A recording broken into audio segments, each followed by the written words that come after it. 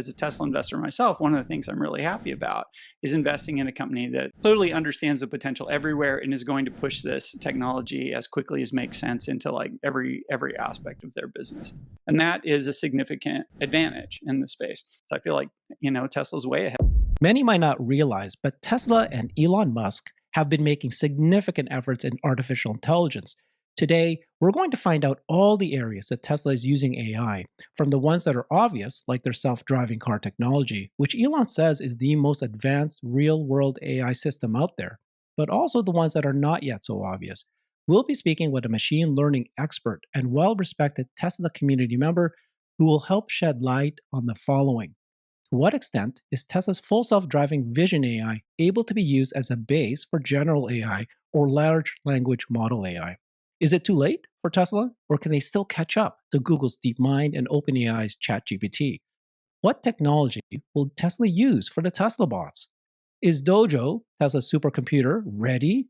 And when might it be offered as a service for other companies? Elon has said that this alone could become a multi-trillion-dollar business. But how likely is this, though? And can Elon's new company, Truth AI, succeed? And I'm curious, why did he not create it as part of Tesla itself? To help answer these questions and more today, we're joined by James Douma. Thank you so much, James. Thanks for having me on, Herbert. It's great to be back. So, James is a deep learning expert. He's been sharing his evaluations of neural networks and Tesla's autopilot to the Tesla community ever since 2017. I've had James on this channel before when we talked about TeslaBot, and that video was so well loved. Okay, I really appreciate you, James, and I know that you can help me get brighter. So, let's go.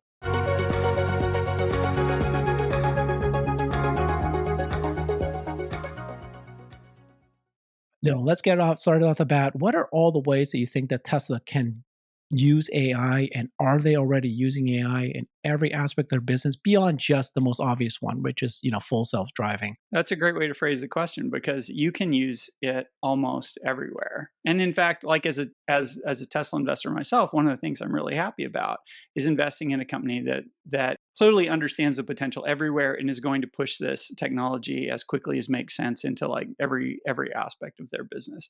So it's a huge list. I mean, we could go through all the different functions that they do there, and we could probably come up with a way to apply AI to almost any of those things. And I'm pretty confident that people inside are thinking about it and applying it where it makes sense. Elon had said, I think at the last AI day, when people asked him about various places that it could, the question might have been like, "Are you applying AI in this particular aspect of your business?" And his response was the kind of thing that at first glance you might take as being pessimistic about using machine learning models to do that. He said something along the lines of, "You don't use machine learning unless you have to." But the thing is, that's it. If you have a way to solve a problem and solve it well that doesn't involve machine learning, then use that, because machine learning is not easy. Adapting machine learning, adapting AI to a particular task, it's real work. Like, it's a significant amount of development, and it's going to be development that needs to be done by people that you don't have a lot of. So you really want to use those people on the places where you're going to get the best payoff in the short run. In the long run, as more and more people learn this, you can use it in more places. Also, the bar for developing it gets easier. There's more open source code out there. There's more examples of using it in different kinds of places. And so you'll see it proliferate. But that attitude it's actually the right attitude to have about machine learning right now. Reading articles about it, AI machine learning, you can easily get the impression that it's a panacea, that it can do anything. And to some extent it can. Like, it's a very, very powerful tech, and it's improving at just a shocking pace, like day by day. Literally every week some crazy new thing comes out of the weeds, and there's a new capability that's been added to the list. But almost all of those things, they require a lot of fine tuning. You have to adjust them to your application. In the beginning, they may or may not give you better results than some other way you could be doing, especially if you've been doing a job for a long time. Frequently, you know good ways to do things. And machine learning, out of the box, isn't necessarily going to be better. But the flip side is there are things you just can't do without machine learning. And it's a long and growing list of things right now. So having the expertise and having kind of the willingness to embrace and integrate these things to experiment means that you're going to be making better use of this really important technology than other companies that are going to have a lot of meetings and they're going to evaluate stuff and they're going to decide Mm. who the winners and losers are. And then maybe they'll adopt it, they'll do some experiments, and like 2 years later, they're bringing it in. I feel like Tesla's a company that will like bring it in as fast as they can. And when the tech is going on a crazy ramp like this, the difference between bringing it today and bringing it, 2 years later is you Right. have this huge 2-year head start on the people who waited.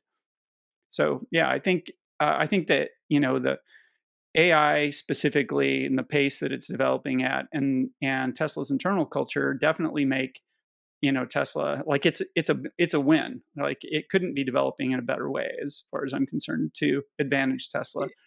Yeah. Oh, so I mean, he's made a lot of comments about that full self-driving, which is clearly the primary focus that Tesla's been doing for many years now.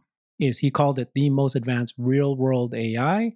First, you can explain to me what he means by that. Obviously, it's using vision, the cameras, being able to label and understand the world. That's a big deal. And maybe you can go through where else you think that AI is being used throughout the company. So I think I've heard that it's being used in battery management, in manufacturing, insurance, obviously the robotaxi, but also now the Tesla bot, energy, and so forth. But you know what? I'm sorry, I'm asking you too many questions, but I just have this eerie feeling that Tesla might be behind. That if they focus on the real world AI, the vision AI, that how does that even compare at all to this general AI, this chatbot, the chat GPT that seems to be understanding society and being able to understand words and learning and communicating back and forth with humans versus the vision, which is labeling. Can you just explain to me, are these things different or are they not? So uh, they're different and they're not. The ways that they're different. So AI, machine learning. Let me just use machine learning. I mean, it's AI, they're pretty interchangeable right now. AI is a broader field, machine learning is kind of a subset of it. But the part that's really going gangbusters right now that everybody's getting into, which includes ChatGPT and all this stuff, the term AI gets used a lot. These are really machine learning techniques, quite specifically. Mhm. So let's just use machine learning. Machine learning is a set of technologies which has very recently greatly expanded in terms of its capacities. And you can apply it to a huge range of problems. So it's a set of techniques. It's not like a program or a particular method. So, in the sense that machine learning, if you work on an application, machine learning is a technology, and then you build applications on top of it. Every application you build requires you to learn a certain amount of what's going on, to adapt and use a certain amount of machine learning. And the machine learning on the bottom, a lot of it is very general stuff, Mm. especially today. I mean, when Tesla first started doing full self driving related stuff, they were working with mostly with convolutional neural networks and vision techniques that are very different from transformers. Transformers are, you may be aware, they're kind of the core architecture which underlies things like ChatGPT, the things that have knocked out a lot of the most surprising results, especially the ones a lay audience would be familiar with. These are transformer based technologies. So you might feel like, oh, they've spent all this time on convolutional neural networks. Why weren't they working on transformers? Doesn't matter. Okay. Transformers are very easy to pick up and use.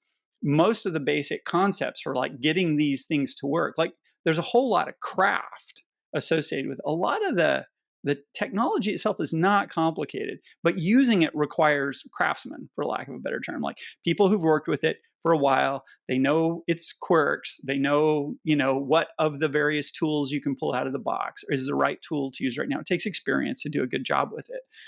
And that toolbox is constantly changing, and all of the tools are constantly getting better. So, the best performers, both in terms of companies and individuals, are people who are constantly refreshing what they do and reevaluating what they do. So, you can spend a ton of time becoming an expert on vision, and in fact, this is a lot of people did this. Uh, Using a particular set of architectures, and then another architecture can take off, and it can be a great thing. And 90% of what you learned in category A Mm. will transfer to category B when you go over. There's a lot of small things that will be different that you'll have to come up on, but everybody. And I mean, think about this. Transformers have only been around for like 2 years, right? Like, there's nobody who has 10 years of experience with Transformers. You can't be more than like 6 months behind the learning curve because of how fast this stuff moves.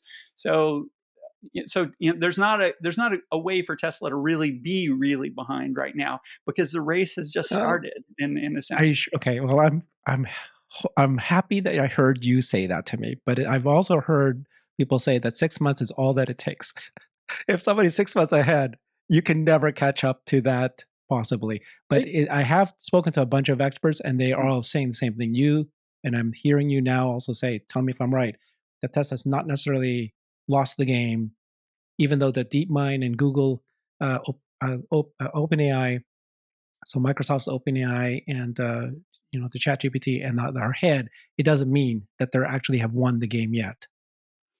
yeah, so talking about this in sort of adversarial terms uh, can get you in thinking in a particular framework that might not be the best way to think about this stuff. I mean, for Tesla to be behind, does that mean like they're behind in self-driving cars? Does that mean they're behind in large language models? Does that mean they're behind in like recruiting AI people? There are lots of ingredients that go into making an organization successful in this space, and a few of the really long lead ones are like developing an internal organization that can do it, getting the culture right, recruiting good people. Like, those are the I long see. lead things, and Tesla's Okay. actually done really well in that space. I mean, for years now they've been holding the biggest recruiting events that they have are their AI recruiting events.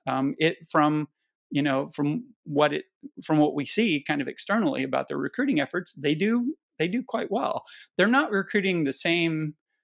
I mean, people that go work at OpenAI, or especially if you go work at Google, you probably want a very different thing than somebody who goes to work at Tesla. Tesla's very mission driven. It's a super tough environment to work in, and so you're going to people who are younger. They're more gung ho. They're more wanting to grow aggressively and that kind of stuff. People who they're in their mid 30s. They've got a couple of kids. They want some quality of life. Those people are going to Google. All right. I mean, because the corporate cultures are just really different between the two. So you're going to have some splits like that. You're going to have people that go one place, you have people that go the other place. But Tesla's demonstrated a capability to acquire the talent that they need to do this stuff. And that is a significant advantage in the space. It's true, there aren't really any great moats in this space, and there aren't going to be for a long time because of how fast things develop. Elon's famously said, like, he doesn't believe in moats.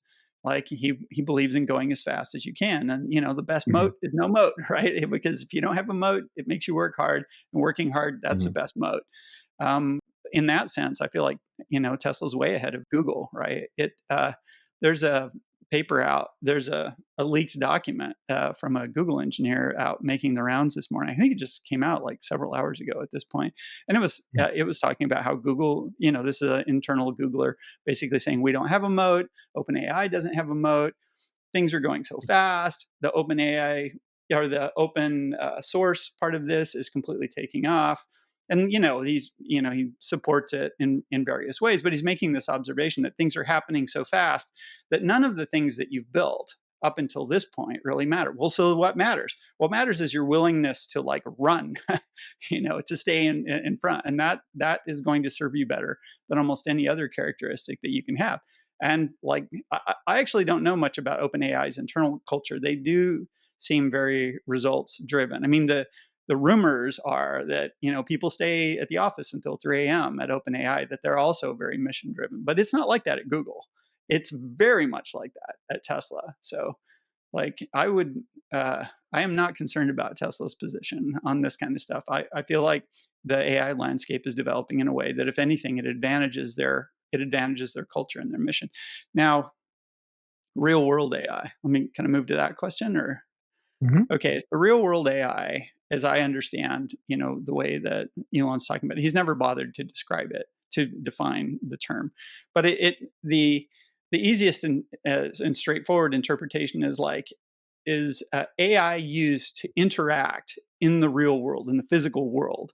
So this would Mhm. mostly be robots and cars and that kind of stuff. And this contrasts it between AI, which is like a recommender system on Netflix, or AI, which is like a logistics optimizing system that Amazon uses, or those kinds of things. The things that operate mostly in the information domain, and the actuator is separate. The thing that takes those results into the world is some system that the AI isn't controlling directly. It's indirectly, say, doing planning functions for it. AI is really good at planning.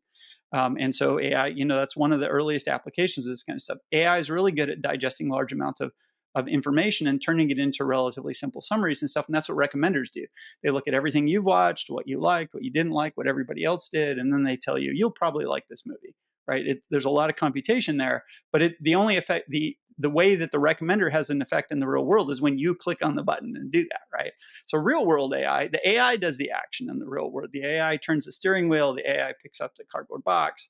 So is Tesla a leader in real world AI? Well, there are different ways you can be a leader, right? One way to be a leader is to be at the bleeding edge of research, knocking out brand new techniques that nobody else has done. Another way to be a leader is to have put together the most infrastructure to get you to where you can commercialize a technology at scale, like really commercialize a technology, not something for a boutique that you're selling to small businesses at really high margins, but something that's a consumer product that's scaled up. And in that class, I would say, to the best of my knowledge, that Tesla would be the leader in real world AI uh, because there isn't anything else in the world on the scale of FSD that's being done right now that's real world AI. And to the best of my knowledge, they've got the most infrastructure, they've got the most history with working this problem really seriously, like really pouring a lot of resources into it and being really focused on getting results that will benefit their customers in a big way as soon as possible. And I wouldn't even know. Elon said that joke, like we can't see number two of the telescope, and like I would agree with that assessment. I wouldn't even know who to call number two, like to even rank on the same scale of the amount of resources and seriousness that they've put into Mhm. pursuing this goal.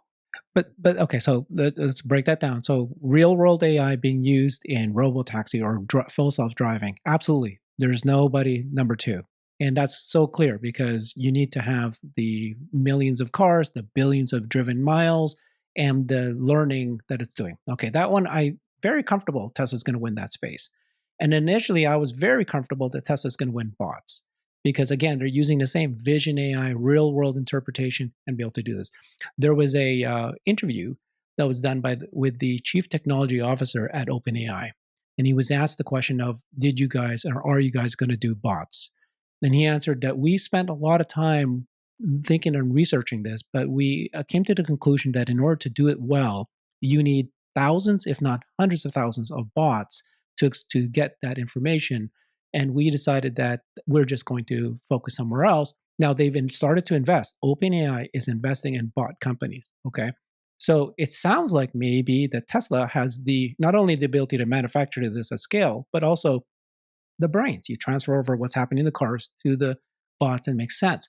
But I, as a layman, started to get very concerned, thinking, well, if you have ChatGPT and it gets to become this very kind of super intelligent um, ability to understand the world very quickly, you can put that into anything and then it'll learn very quickly and be able to do anything.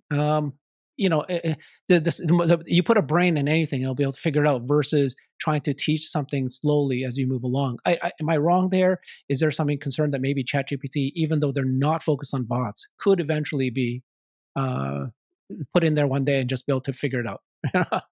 So, uh, so ChatGPT in particular. So ChatGPT is an example of a particular architecture trained on a particular class of data toward a particular goal. Um, it's built on a transformer. It's trained with pretty conventional techniques. People who've duplicated the underlying model. Cerberus last week did a thing where they trained up a GPT-3 that was better than OpenAI's GPT-3. They did it because Cerberus is a hardware company. They make really they're kind of making something that you might compare to Dojo, right? They make these very specialized training computers, and they did this demonstration where they built a GPT-3 essentially from scratch using pretty generic transformer model and training it on open source data that is available, a training corpus, and they were able to beat GPT-3, and they were able to do it in like 1 day of training. Like, it was really remarkable how that, because when GPT-3 was originally trained up, it took months and it cost $5 million. It was by far the most expensive model anybody had ever trained at that point. So the tech is getting better. Anyway, so ChatGPT, it's an example of a technology used in a really narrow way. So when we talk about ChatGPT, like, ChatGPT itself is not appropriate to put in a robot. Now, could you take some of the Mm, ingredients that go into it, some of the okay. techniques, and use those for a robot? Well, yeah, you can. Google did a thing where they basically Google did a pretty interesting thing where they took a really big language model, much bigger than ChatGPT actually, and they combined it with a vision transformer, and then they basically showed that this very interesting result, which was that when using it to control a robot, they did some robot training on top of this, that the common sense that the I mean, in a sense, one of the things a big language model picks up is like it kind of absorbs all of the character of the information in the corpus of data that it gets on. And people write tons and tons of stuff. There's all kinds of anyway. There's a lot of sort of real world common sense baked into all of that data, even though nobody explicitly put it there. It's in there. And one of the clever things that people have learned to do with transformers very recently is figure out how to draw out the value of that common sense and that general real world knowledge. So is that a useful technique for doing robots? Well, I mean, Google already demonstrated that you can get a language model combined with a vision transformer to do planning in the real world for controlling a robot without sitting down and explicitly designing planning. Like, that's a pretty remarkable result. It shows that the technique is very general. On the other hand, if you really want to control a robot with it, Mm, there's this is the 1% inspiration, and now you've got the 99% perspiration. You have to build a lot of okay. robots. You're gonna have to mess with the technique a lot. It's not There could Okay. be, and this is the real thing that flips the table. That's a possibility, which hasn't happened. Is And transformers are kind of verging on this. Like, there's such a powerful technique that's so general that it kind of obsoletes all the other techniques. So, like, if you'd gone, in fact, this is kind of a thing that, in my perspective, kind of happened to Mobileye, in that they put a lot of work into developing vision systems that were not neural network based. And then neural networks came out and they kind of took off. And Mobileye, they had this big investment in conventional vision systems, and they had to pivot. And of course, you're really reluctant to do that because you put a lot of money and time into it. And that's what your people know. All the hardware put in your cars, it's designed to run those algorithms. So pivoting to neural networks is super painful. So you wait. You wait until the disadvantage is kind of overwhelming, and now it's hard to switch over and stuff. And so that can turn into a big disadvantage. So all the players on the stage right now who are making big investments in current techniques, of course, there's the possibility that some novel technique will come and flip the playing board, and everybody's starting over, right, at that point. And if that's true, then if you've made a really big investment in a particular approach, that big advantage can turn into a big disadvantage. Just like Ford's ICE business, it's helping them right Mm, now, but it might not look so good in another year or two, right? Things can turn into boat anchors pretty quickly organizationally. So that's not impossible, but it hasn't happened yet. Like, there haven't been any techniques that significantly obsolete this stuff. Tesla's core approach to doing this stuff is build a lot of be good at the hardware, build the mhm, platforms, get a lot of platforms out there, gather a lot of data, and then they've got this training engine. Karpathy called it the data engine. He probably invented that term, where you're trying to make your system better. So you operate it in the real world. You look at where it fails. You gather data, train. You refine the neural network. Now you've got a better one. All that time, you've also got engineers looking at the thing where they're looking at all the little corner cases that didn't work and saying, well, maybe if we added something here to deal with this category, there to deal with that category. For cars in the real world, because the landscape is so complicated, that's still the winning approach as of today, right? Is it mhm. possible that at some point there will be a technique where you can just train it on tons of data in the real world, and then with a relatively small amount of refinement, you would get something close to a driver? There's certainly a possibility. I would expect a technique like that to appear at some point. I don't think we're going to see it in the next year. Maybe it'll happen. And if that happens, then then things change quite a bit. Even if it did appear, it would take years to bring something like that to market. Like even if you had the technique today, this super, super general technique, it's not going to be perfectly general. You're still going to have lots of corner cases that you have to work at. You still got to get a team. You have to learn the limits of this technique. You still got to collect lots and lots of data. You still got to build cars. There's all this Hmm. stuff that you have to do on top of it. Like I am not at all worried about Tesla's lead in this space as far as as far as Right. Agreed. yeah, there's so much infrastructure that they have, which is not just the algorithms. There's the people, there's the internal organization, there's the experience with doing this, there's the willing customer base that adopts your stuff, uh, and there's just the ability to build the cars, right? Who else is building cars that they're capable of doing this? Like there is no mass manufacturer out there building cars with enough sensors on them to actually do full self-driving right now. It like Tesla's literally the only one, and they've got like 4 million of them on the road now, and that number is going to increase by a couple million this year, and then 3 million next year. Like in the amount of time it would take a competitor to get spun up, Tesla will have 10 million vehicles on the road that can do this thing. If a new technique shows up that suddenly makes the problem a lot easier, I would argue that actually puts Tesla in a really good place because they've already got the 4 million vehicles out there. They can take that technique too and they can use it. And they've demonstrated that they're the kind of company they're not overinvested in.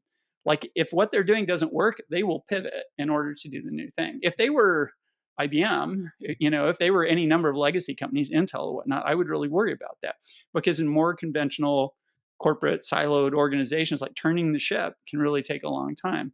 But in Karpathy's I think he described Elon as a chaos monkey, right?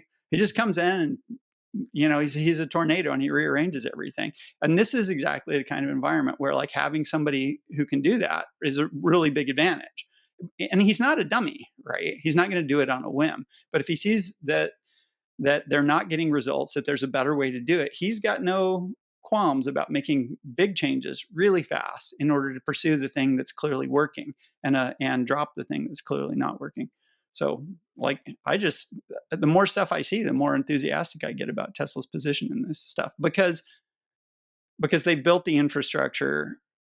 They built the infrastructure to execute at scale on this kind of stuff, and they've got the culture to do it. And that's maybe the hardest thing to get Yeah. is to build an organization whose culture can turn on a dime and pursue the thing that works. Yeah. I'm very, very optimistic about full self driving.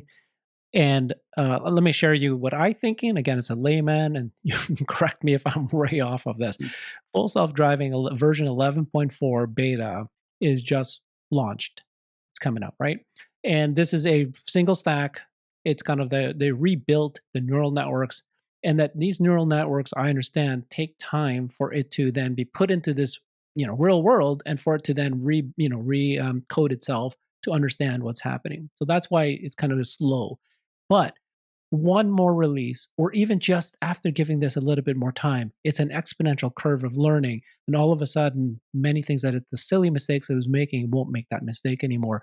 And so there's this possibility that we're very close for an exponential leap up in terms of the functionality of robotaxi or full self driving. Um, where's your gut at this point? Where do you think is where we're at this point with Well, FSD? so my track record hasn't been the best on this. Um, yeah, because the reality, it feels really close, and it has felt really close for a while. The thing is, the stuff you don't know what you don't know. So frequently, you solve a set of problems. They're the problems that you see right now, and you get it out there, and then you discover these new problems that you weren't seeing before. And everybody in the self-driving space has had this experience. Like all the players have misjudged how long it was going to take. And to some extent, it kind of makes sense. Like, if you're a pessimist, you're not going to start a company doing this kind of stuff. The people who did start the companies, they were optimistic about it and they went into it, and it's taken a while. Cruise, Waymo, Wave, all of the players have, Uber had, they had a huge effort to spin something up and they put years and years into it. And then they had an accident and they dropped it.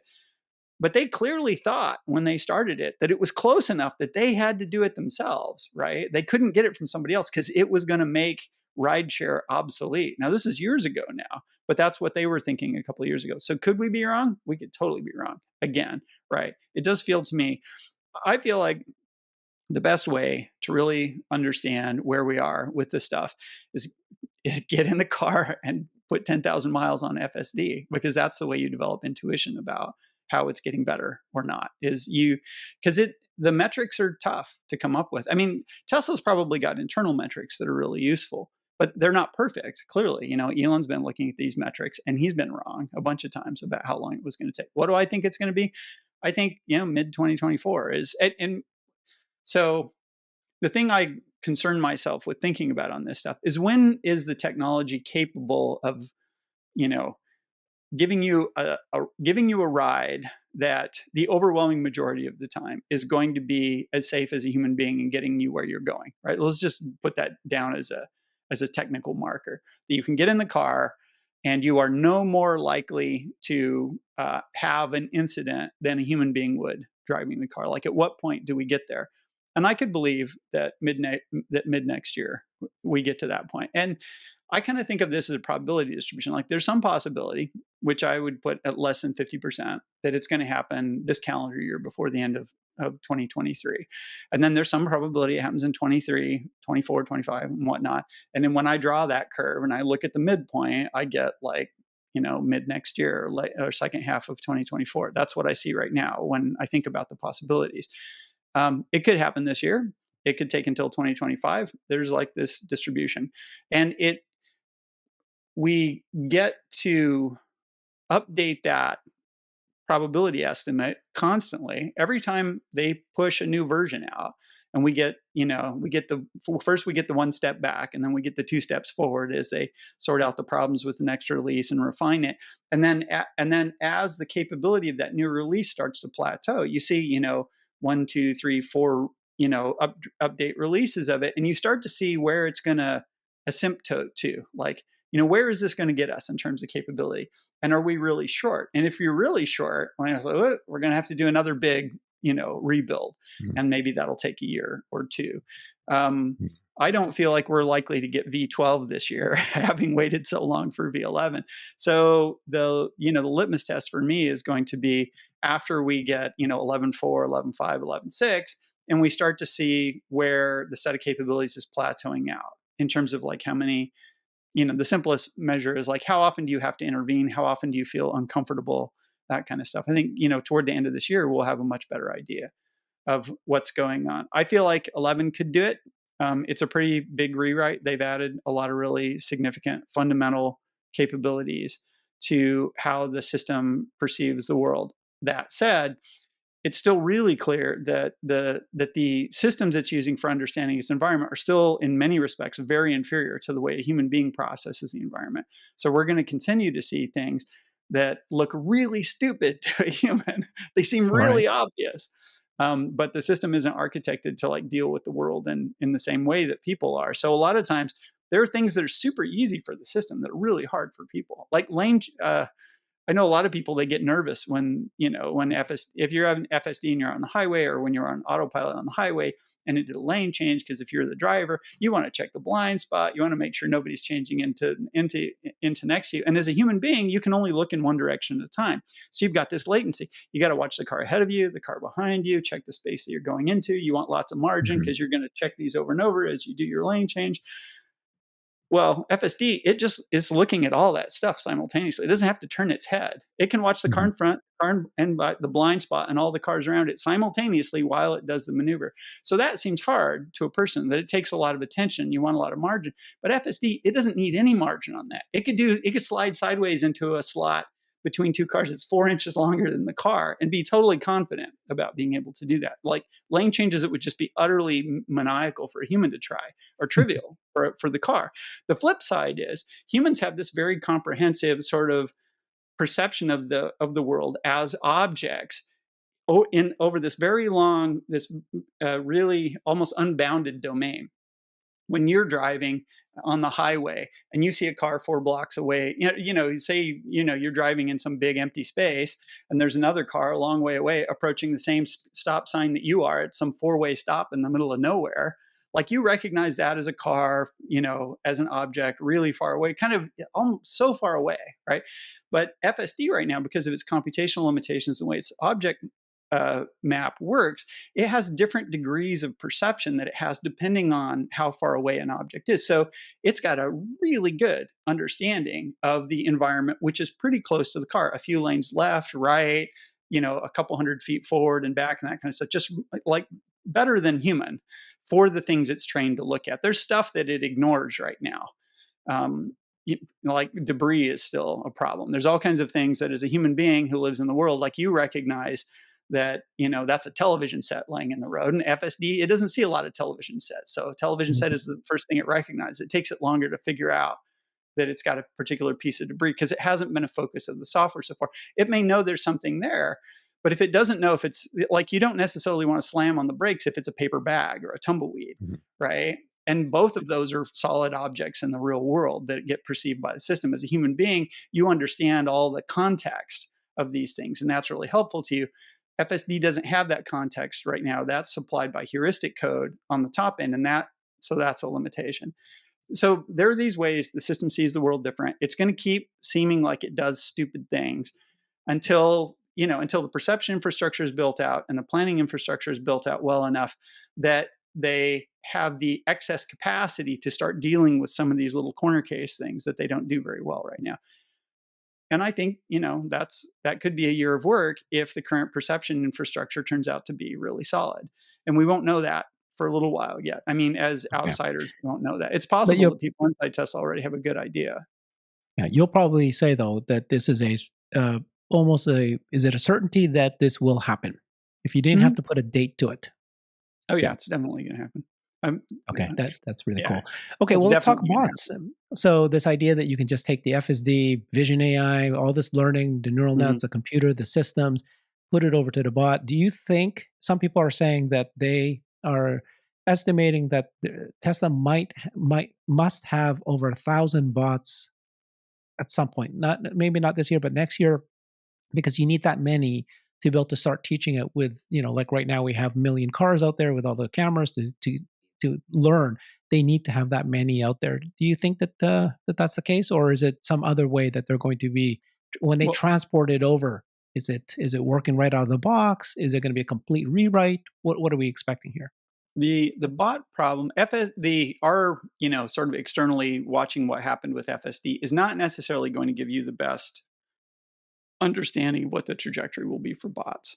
Um, cars have a space of problems that bots just don't have, and the need to be absolutely safe. Um, Right. when you're driving a car is a really high hurdle. And the unfortunate reality of the world we drive in is that humans beings drive with negative safety margin all the time. And so we just do. We drive all the time. It's like I want to say 3/4 of the cars I see on the freeway are driving close enough to the car ahead of them that if the guy in front panic stopped, they would Yeah. definitely rear end him. Right? That's negative margin because you're not prepared for the possibility.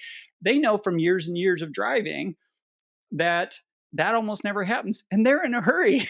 Right, so they're just going to tail, and because we're emotional animals and we do stupid things all the time. The same thing we see people, you'll see a couple of cars like doing a left turn at a light that's timed in a city or something like that, and you'll see people, they'll be 2 feet apart, doing the left turn through the intersection. And if anybody in that chain had to stop, it'd just be punk, punk, punk, punk, punk, they'd all hit. Right, so why don't they wait a half car length or something to do that? Because they're in a hurry. Right, and the light might change.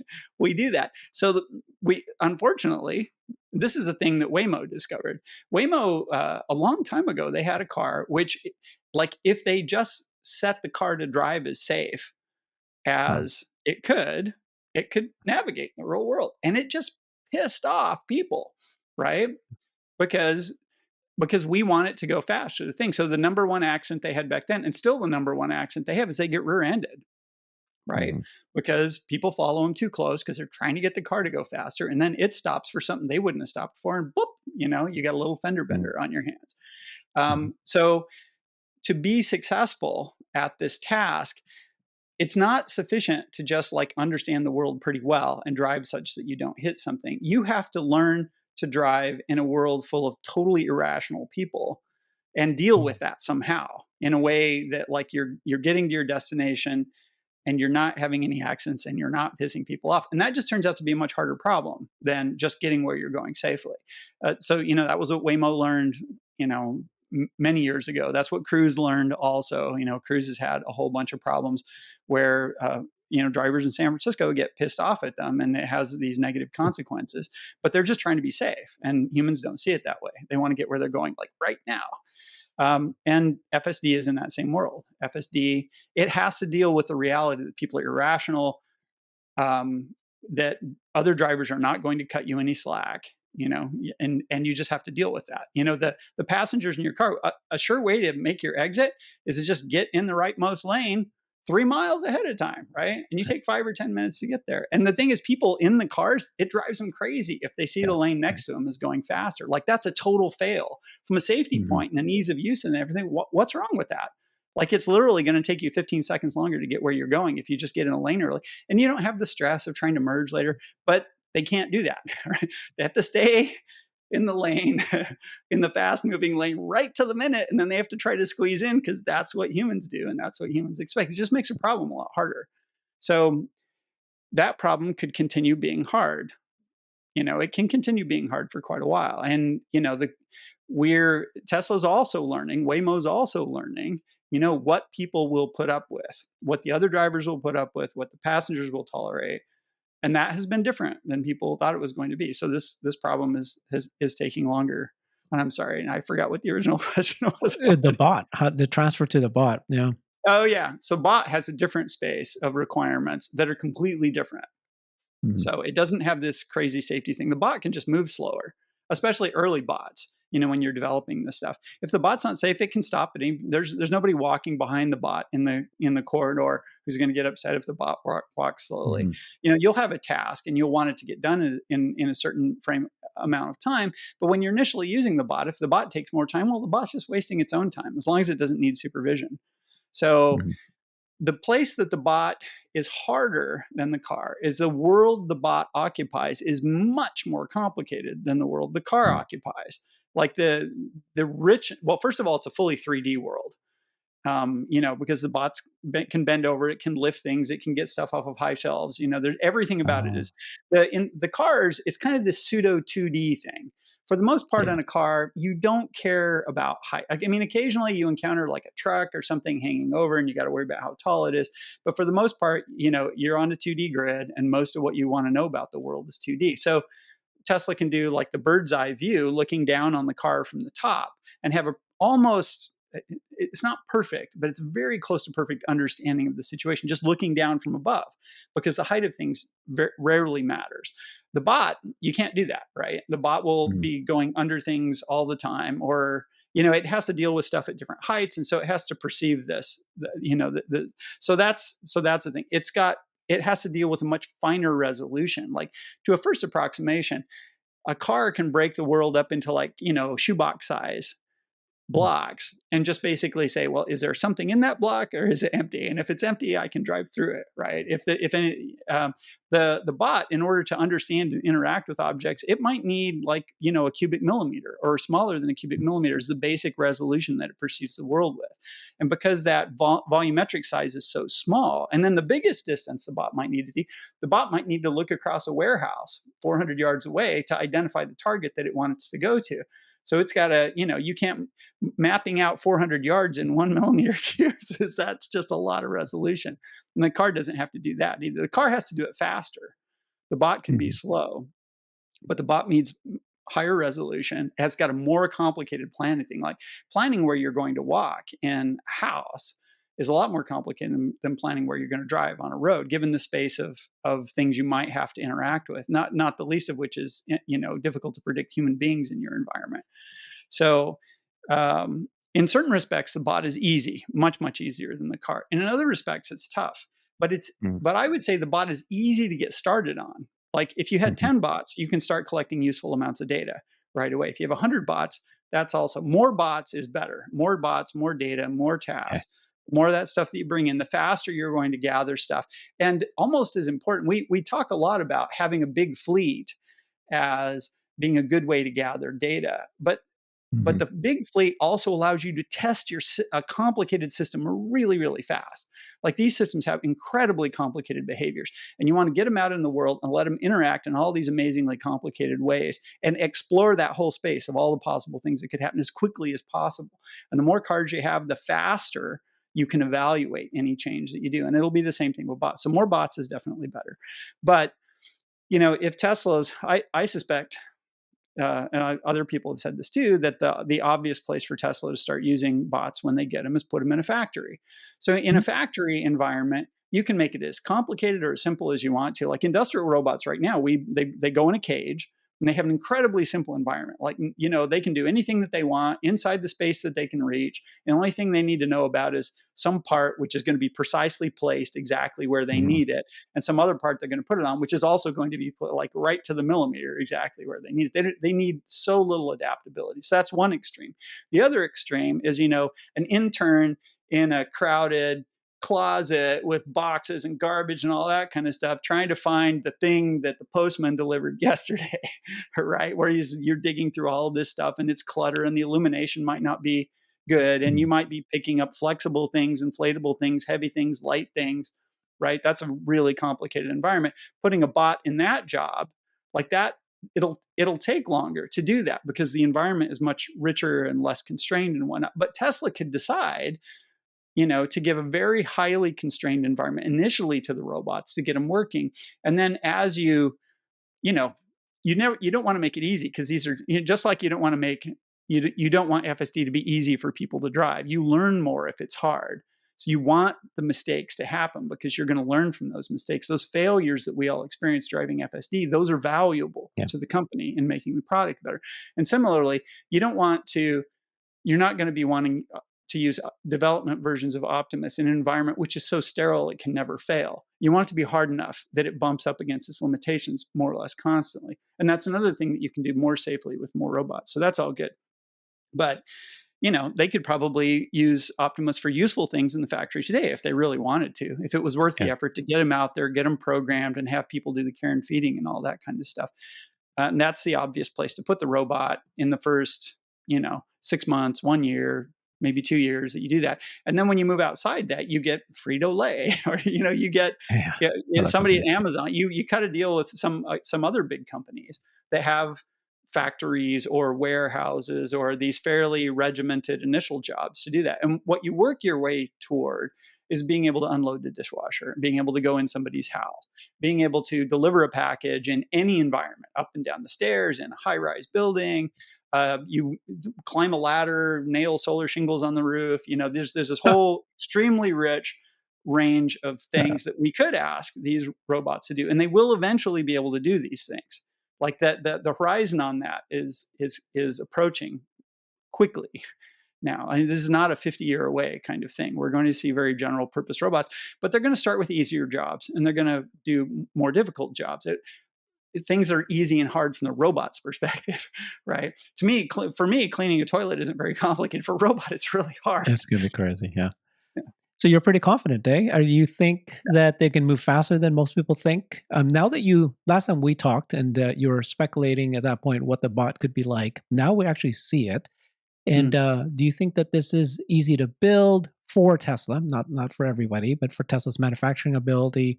Will they have 1,000? Will it be coming out sooner than we think? And will it have the intelligence and ability to move sooner than we think? Or is it going to be another one of those FSD things? Like we really don't know. It could be, long waits before we see improvements.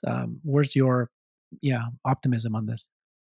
I think that the envelope, as I like, you could start making Optimus useful pretty quickly if you wanted really simple, like moving cardboard boxes around a factory. Like Hmm.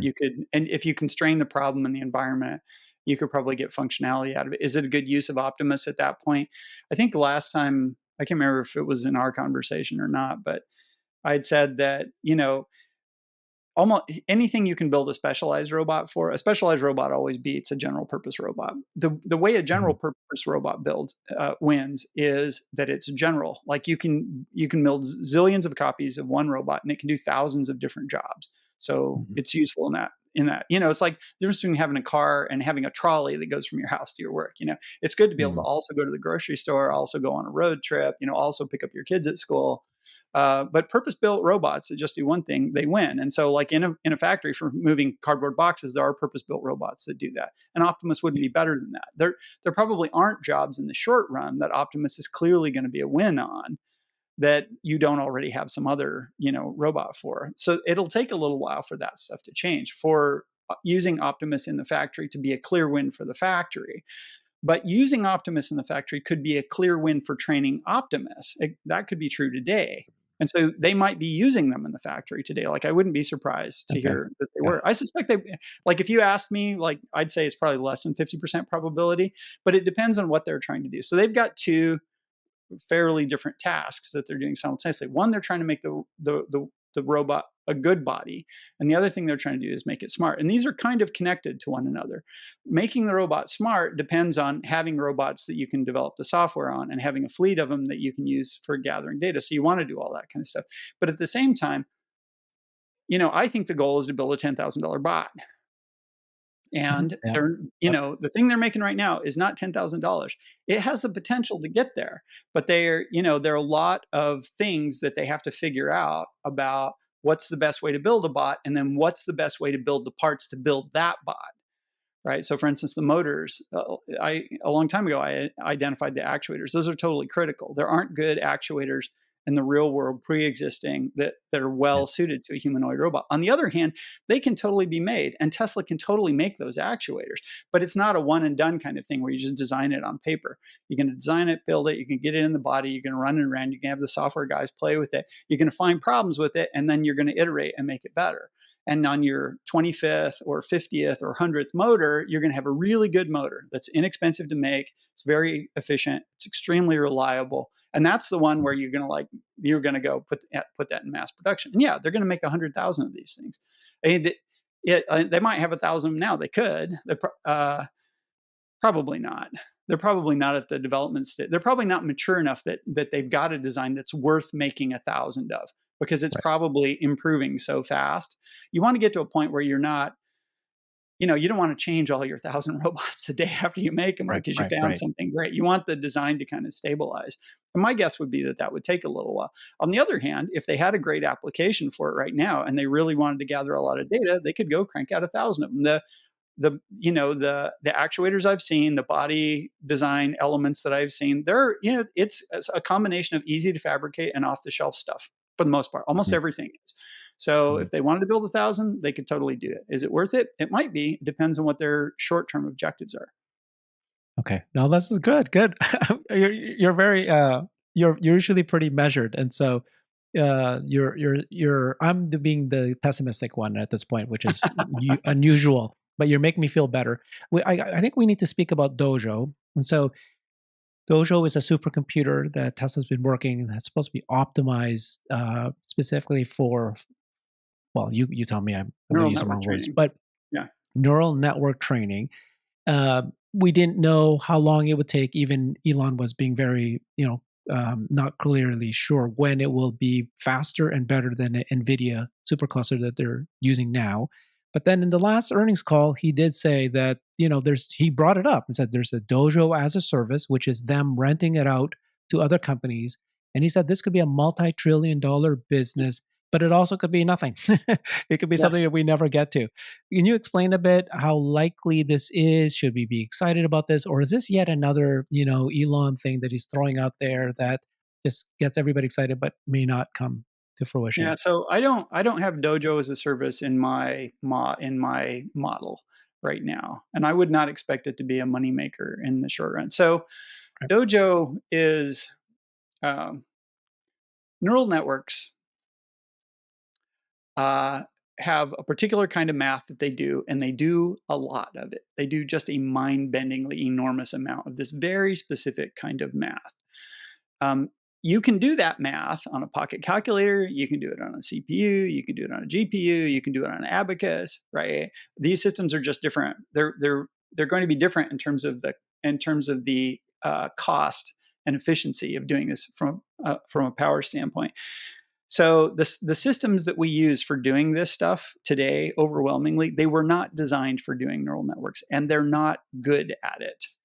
There are some systems that are better than others. Like, using a GPU is way better than using my laptop is. And that just happens to be that GPUs, they were made for something else, and they happen to fit neural network training better than laptops, which were also made for something else and happen to fit neural network training less. It's only very recently that companies have started designing systems, computers, computer silicons, and computers at scale that are specifically designed with the goal Mhm. of training neural networks. Okay, NVIDIA's GPUs, they are not fundamentally Mm. designed for doing this kind of stuff. They have been adapted to the task, and they are Mm. still quite good relative to the alternatives that are out there. Part of that is NVIDIA has huge volume on these ICs. So they can build a really complicated thing for cheap because they're selling video Mm. game cards to zillions and zillions of gamers, and the architecture is basically the same. So they can take a lot of that core technology that they have, they can adapt it to data centers. They have a separate data center business that they've had for many years for doing stuff like weather simulations, or for doing physics simulations, or industrial stuff like analyzing echoes to figure out where the oil deposit is. Like, that's a huge business for them, and it has been for a long time. So they had a lot of the building blocks together, but they didn't have a chip that was ideally suited. Well, in NVIDIA's case, it doesn't make sense for them as a company to just throw that away, build something that's just for neural networks, and then go build that, because they've got a complicated business. It's got a lot of stuff. They want to build on what they have.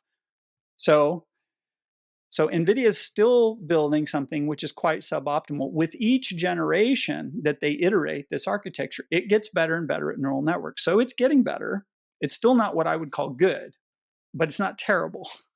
It's getting better. Okay, Dojo is a clean sheet. Like, if we were just going to build a whole supercomputer from the ground up, like every single component in it was just made for building neural networks, like what would that look like? So they went away, they looked at that problem, they came up with a plan, and they started building it. And like, when I look at Dojo, I think Dojo is a pretty good clean sheet attempt to do that. So when Dojo works, it is going to be much better than current generation. Like, the current latest and greatest GPU from NVIDIA is this thing called the H100. It's unobtainium right now. Like, they're only available in really small numbers. The previous generation was the A100. That was what people use for training neural networks. That's mostly what Tesla's got in their data center right now. Is they have tons and tons of these A100 GPUs, and they're using those to train neural networks. So Dojo definitely going to beat the A100 at the core mission of training neural networks. Like, its power efficiency is going to be way better. It's going to be a lot faster. um, it's going to be easy for Tesla to get, right? One of the problems with A100s is that they're so popular. Like, machine learning is taking off, and there's kind of a deficit of GPU. Like, there's a long waiting. So Dojo starts out with a really big advantage relative to what NVIDIA's got. For Dojo to be a success, it need 3 years from now, 5 years from now, there will be a best platform for Tesla. That might be something that NVIDIA makes. It might be something somebody else makes, because Tesla doesn't control what everybody else does. And the thing they're trying to do with Dojo, it's also doable other ways, and other companies could do it. And so it's possible that somebody else will do it, and they'll do it better than Tesla is doing it. And that'll be what makes sense to buy instead of building a bunch of Dojos. If you have cheap, ubiquitous compute, which is well tailored to neural networks, and that could well arise. There are a lot of people who are working on that, not the least of which is NVIDIA. So, in a sense, for Dojo to succeed, it has to be significantly better than everybody else, or it's not worth it to Tesla. So far, since they announced Dojo and they brought it up, I've been following the space, and I don't really see anybody else who's getting close to being able to do this. Like, nobody's come out of the woodwork who has something better. NVIDIA shipped the H100. In my opinion, it's underwhelming. A lot of people are really excited about it because it is better than the A100, but it's only about 3x better for this core thing. And I think Dojo is probably like 20x better. So, NVIDIA is not going to have something better than the H100 for at least a few years. It took them 3-4 years to get from the A100 to the H100. We're not going to see the successor to the A100 until Dojo is probably fairly mature, and Tesla's got a bunch of them. So my external read on the thing is Dojo is succeeding, largely because the outside world hasn't picked up the ball and done something equally awesome to what Tesla is doing with Dojo. So, Mhm. as my best bet right now is Dojo is going to be good for them. But it's also true that there's a lot more to training or there's a lot more to doing the machine learning stuff than just training the neural networks. There's all this ancillary stuff that you want to do too. A lot of that stuff the GPUs are actually pretty good at. And for doing that kind of stuff, I think it is likely to continue to be cheaper for Tesla to go buy GPUs and use NVIDIA software than to use Dojo for that kind of stuff. Because Dojo, it might be cheaper than, than a GPU supercluster for training neural networks, but it's still not cheap, right? So there are going to be other things that you want to do that the other platforms will get used for. So I think what you'll see for, Tesla said they're going to 10x their training hardware, their supercomputer this year. They're going to 10x it again next year. And I think what you're going to see is something like, 75% of that in terms of total compute capacity, they will probably be building out as Dojo. I mean, they need to do that for various reasons, and they will continue to ramp the other stuff too, though probably not as fast as they do Dojo. So now, Dojo as a service requires them to develop a lot of software support for renting it out as a service, and that's actually a complicated kind of different industry to get into. And I don't know that I would be that excited about Tesla doing it, like from the standpoint of an investor in the short run, because I feel like that's another thing that you're going to spend a lot of money on and build a lot of runway before it takes off and you start making money. And in the long run, I expect other people to do it well too. I mean, we're in this zone right now where people have been afraid to start a company to go head to head with NVIDIA because they don't know what NVIDIA is going to do. At some point, they're going to stop being afraid. I mean, Google got off their butt and went and built something, and they're building some pretty good stuff, but they're the only people that can use it. They use it internally. So they're not going to lease that. They're not going to sell those chips to Tesla. That's not an option for Tesla or for other people. So NVIDIA's got a lock on the market in large part because a lot of people are intimidated. Anyway, so that's the story with Dojo. Dojo's got great potential. It's a very exciting technology. Right now, it looks to me like on balance, it's likely to be quite useful to Tesla for what they want to do. But is it going to be useful enough that as an investor, I want to see them get into a new line of business? Like, the jury's still out on that. It could happen, but I'm not expecting it right now. Okay. So So at the beginning of this call, right, we went through quite a bit, but you made me feel better about all of the technologies and machine learning that Tesla is doing, that things that they're doing for vision AI and full self-driving and bots. And now we're talking about Dojo, and it's super purpose built for neural networks. So there's a lot of things that Tesla's doing that is pieces. And then you also framed it, which is something I hadn't thought of, which is the infrastructure of the company, the people, and the kind of this innovative culture. Then why, I have to ask, did Elon announce his new company, Truth AI, and why did it become a separate company apart from Tesla? And what is that? Is that because you need to create a brand new company that's much more like akin to OpenAI, which is large language module, which is this whole thing about learning language and learning to communicate with humans, as opposed to, I was hoping that what they were working on, Tesla, is able to be eventually become large language module, or is this just not model or not? there's a lot of aspects of the tech that are common. Uh, like, it wouldn't have made sense for Tesla to buy Twitter. It's nothing No. Twitter is doing is clearly central to the mission that Tesla has. You Okay. could argue, hey, you could use it for advertising. Maybe there's some synergies there, but Mhm. it's too far off. It's too away from the company's mission. If you start doing that stuff, you're going to dilute the company's focus. And I would say the same thing about Truth AI. Like I don't know any details about it. I don't know. I mean, Elon's talked super generally that he wants, uh, to see another entrant in the market aside from Google and OpenAI doing large language model based kind of general purpose AIs. Um, he personally feels strongly that that is something that the world needs. I myself, I don't feel the same way that he does about a lot of these things. I don't feel the same way that he does about Twitter. I don't, and I suspect that most people on Tesla's board, most of Tesla's big investors, they similarly don't I see. want Tesla diverting resources into that kind of stuff. So, like, as a Tesla investor, I think we should be happy that he's not distracting Tesla from, because for the most part that stuff isn't uh, it may be a core competence of the AI team, right? That they could spin up this kind of stuff. In a lot of ways, there are lots of open source efforts that are doing large language models right now. Eleuther AI did a thing. Stability is doing something. There are a lot of independent groups that are doing it. I mean, the core technology behind doing large language models, at least at the level of GPT-3, Chat GPT. Like that's not a mystery. You're going to see a lot of Chat GPTs, a lot of people doing it. Like it's going open source. The open source part of that is growing really fast. Like I would guess that the world itself is taking care of, at least at the Chat GPT level, this Hmm. concern that Elon has about there being, alternatives to Google and OpenAI. That's going to happen. GPT-4 class systems, that might be different. We don't know what the secret sauce is in GPT-4, but Elon doesn't know what the secret sauce is either, right? Having to reinvent the secret sauce that goes into GPT-4, which uh, that might involve going back and doing what OpenAI did for the last couple of years while they were figuring out what the secret sauce was. Like, I don't think it's necessarily an easy problem. I don't think GPT-4 is just a scaled up GPT-3. Like, there's some Hmm. possibility that that's what it is, but I think there's some more things going on. And figuring out what those things are and being able to duplicate them at scale and that kind of stuff, that's a pretty big project.